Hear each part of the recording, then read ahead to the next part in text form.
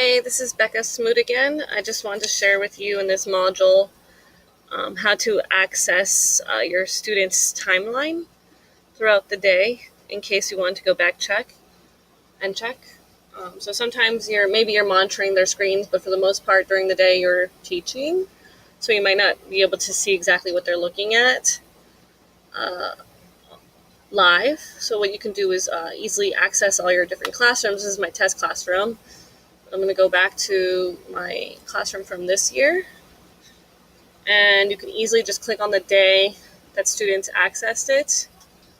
I'm going to go ahead and check what my students were working on today. I know that we did a couple of research in the morning, and in the afternoon we do have rotations, and some of the students were able to access for their math center different math games.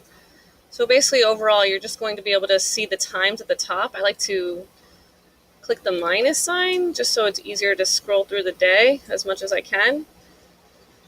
And I can see what my students were looking at throughout the day. So one example I can look at is Jesus over here. And what's nice is after your kids have typed in that enroll code, since they're logged in on their Chromebook, you can automatically their name is automatically registered to your classroom. So I'm going to look at his, and just by so far you can see from a little icon what websites he was on. So he's either on Mattific, my website. You can see how long, for how many minutes.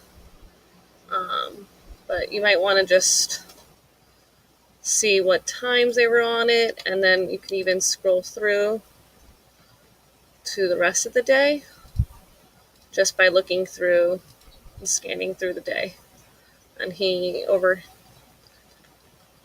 I know in the morning we did some research in writing, so there should be most of the class at that time also should have been accessing Capstone, and you can kind of see the C for Capstone as well as Destiny Quest or Destiny Discover, where we were searching.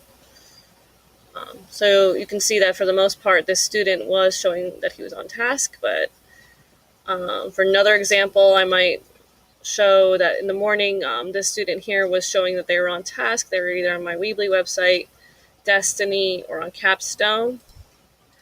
But if we go down to math, I didn't notice this during the day because it wasn't disturbing anyone else, but afterwards when you're looking through, you can just easily see if they were on the correct website. And I did not assign any YouTube videos. You could just click on it and it tells you exactly what they were looking at.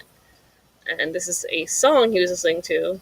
I mean, it does say 0 minutes, but I think what he was doing is just searching different songs to listen to. So I might have to easily lock his account or just let him know that he's been blocked for the rest of the week. And you can always show this to their parents by printing this out or taking a screenshot.